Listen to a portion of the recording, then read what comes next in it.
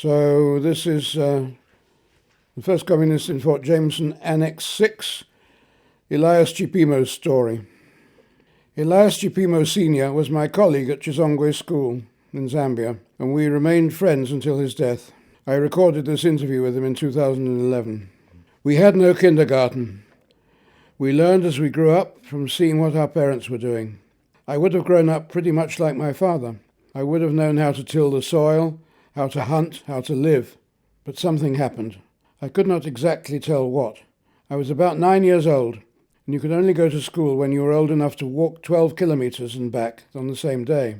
You were limited as to the age you could start school in the first place. I began going to school. My place was to sit underneath a tree and write my first alphabet on the sand. When the teacher came to inspect what you were doing, the sand had already dispersed and you had to do your ABC again. It happened that my father's youngest brother had actually gone to school, was educated, and he was a teacher. And when he spotted me aged 11, he took a fancy to me and took me with him to school where he was teaching, at Nangulu and then at Chivote. And then he fell ill. He was suffering from dementia, and I had to walk him back to my village, which took 3 weeks on foot. When I got back to the village, it struck me that I didn't belong in the village anymore. So I walked 30 kilometers to a mission school, but I'd made no application. An uncle of mine lived at the mission. There I was admitted, and I went on until what we call now grade 6. Then I was stuck. I couldn't raise the money, 17 shillings or something, but an opportunity was offered to me. The missionaries had established a seminary school 60 miles from my village, and a cousin was already enrolled there, and he'd mentioned this to me. And again, I'd made no application, but after the holidays, I walked back to the seminary, and they enrolled me in a lower class because we had to do Latin, and I had to start from scratch. I later realized this was a great opportunity. I was not going to sit for the normal Standard 6 exam. I'd already done that. I only had to do Latin, so I only attended the Latin classes and little else. So I had all the time in the world. There was a big library to read as much as I could. That's when I really first came in contact with English literature. I read many books, and then just when I'd finished the seminary term, something happened. The rector at the time just decided that I'd done something that was, quote, not seminary-like, and he dismissed me and my cousin. In fact, all we had done was go to the village, and we were late because we had a promise of a lorry coming and it didn't come. We were afraid of walking because there were lions about, but eventually we did make it, but we made it too late and the rector said we had to go. I was left roaming with nowhere to go. I was about 16. Fortunately, a cousin of mine had already done grade 7, and he brought me an arithmetic book. And I had nothing to do in the village. I just sat there doing arithmetic on my own. With the reading I'd been doing when I was idle at the seminary, I brought myself up to 2 grades ahead. We sat there and did nothing, my cousin and I, and a lot of other boys who never imagined school as anything. But one day we said, look, we must leave the village. And we walked for something like 5 weeks on foot. And eventually, towards the end, we boarded a lorry and got ourselves to the town of Mufulira. When we got there, all my colleagues, there were 4 of us, looked for work as kitchen boys or garden sweepers. But I was focused on one thing. I wanted to go to school. So I applied to the nearest school, Ivenga. One of the Ivenga students looked at my letter and listened and said I should go straight into grade 8 upper. And I did, and was accepted. It was a boarding school, but I was so poor, and my cousin, who helped me with school fees, could only afford half the school uniform I needed. So I was forced to choose either the shorts or the shirt. And naturally, I chose the shorts. And for the rest of my life at the school, I was wearing a singlet. That was all I could afford, and as you can imagine, I was washing it at night. And for food, we used to grow sweet potatoes and looked for wild fruit. We survived. The next year, I was lucky.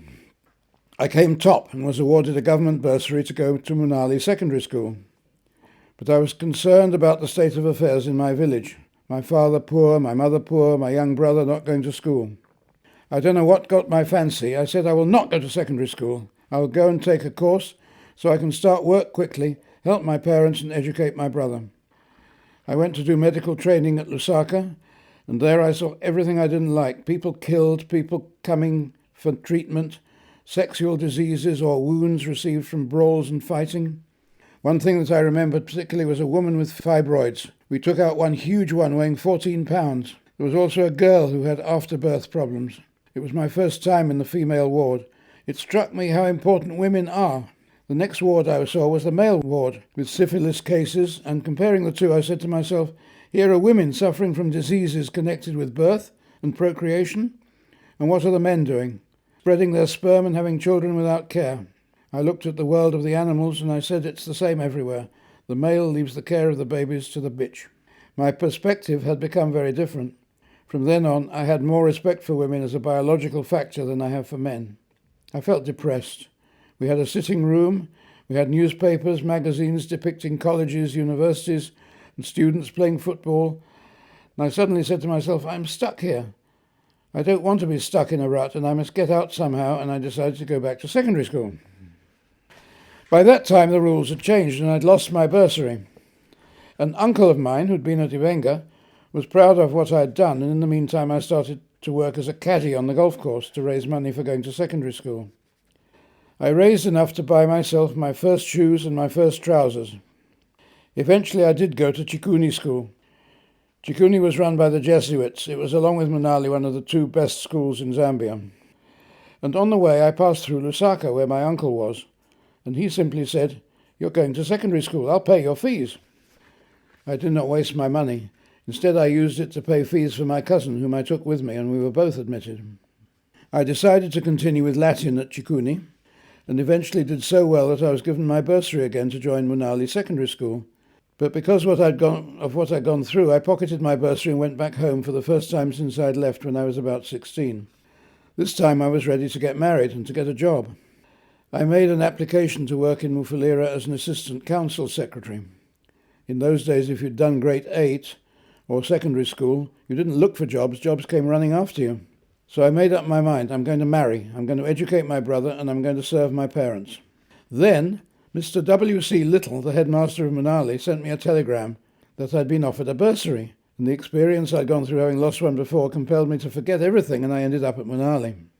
I did well at the end of it, but again the same thought had gripped me when I finished at the grade 8, to educate my brother. I had sisters, but they were all older than me. So it happened, actually, that I had a friend, a Jesuit who was teaching us religion at Munali, who said he would arrange for me to have a place in Ireland to study law. I found myself not doing Form 6 and not going to Ireland, but teaching as a pupil teacher, which is how I met my future wife. She was waiting to go overseas for studies, and we happened to be pupil teachers at the same place. So I took a job as an assistant labour officer on the mines and studied at home. It was all very well knowing all about the miners, the trouble they cause, the copper they produce, but I was still anxious to go to study. I was about 24 by then.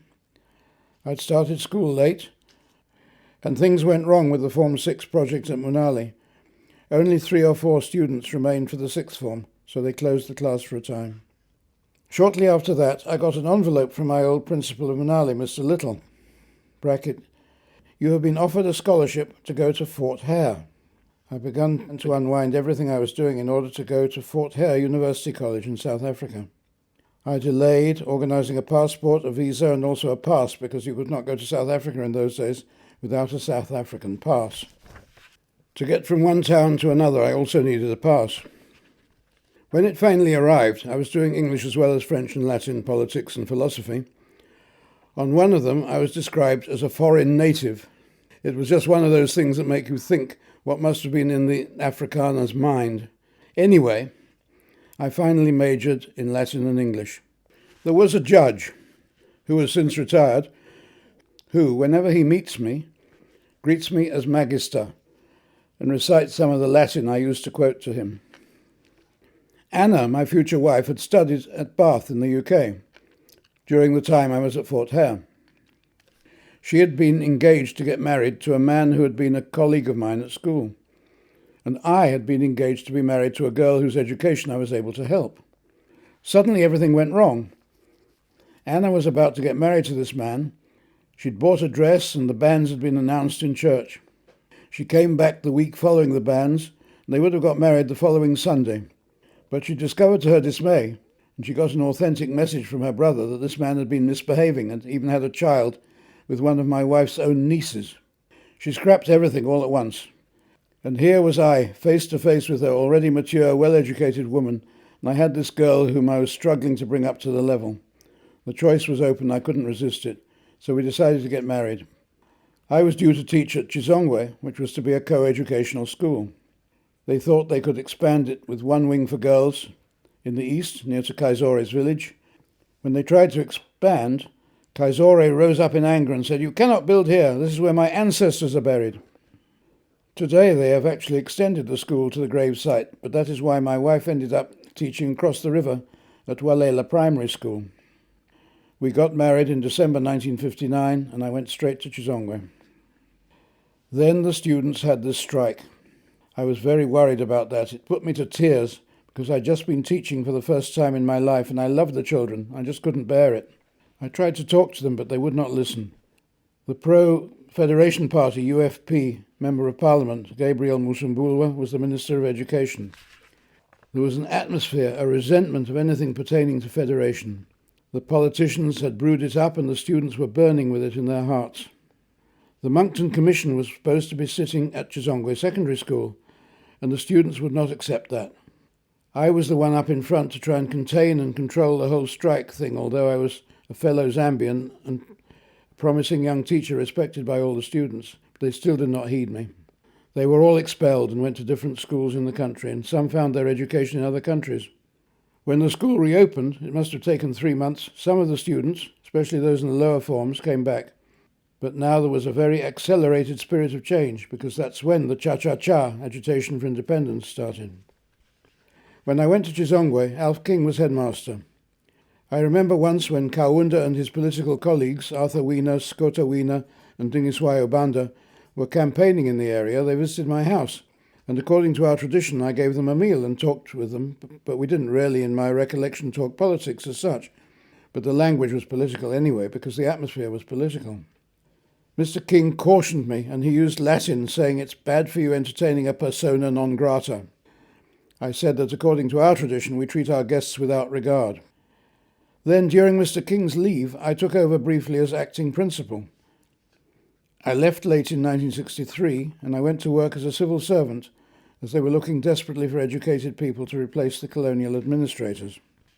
I'd just joined the school in 1961 during this time. I always give credit to the British in the sense that whatever they did, they were in many ways restrained, as compared to what white Rhodesians would do. I think from the start the British were just exploiting the resources. They wanted to leave the people alone. Indirect rule. If they had a vision, they did not do much to prepare for it. I came to the UK once as a visitor. I was a banker by then, but I'd entertained the Lord Mayor of London the time he visited Zambia. After we reintroduced multi-party democracy, there was a gap which I filled as acting mayor of Lusaka. When I came to see my children in England, the Lord Mayor invited me for lunch, and then he gave me a tour. There were golden chalices and golden this or that donated by previous Lord Mayors or other people. You looked at it like all the gold in the ground in Africa was still less than the gold I could see collected in one place. So the colonial administration's first interest was simply to collect resources for themselves, to collect ivory for piano keys, for decorations of one kind or another. In all other respects, they wanted to leave Africans alone. When they needed it, they carved out a piece of land for themselves. In Zambia, along the line of rail from Livingstone to the Copperbelt, where there was rich soil, and then pockets in Chipata and Mbala, where the soil was also good, to grow something that they could sell or eat. About 3% of the land was taken up, and the rest was in African hands, as, quote, trust land. On trust land, the chiefs, although they are now losing it fast, had control. And the only other people allowed to settle on trust land were people who were doing something for the, quote, natives, such as missionaries.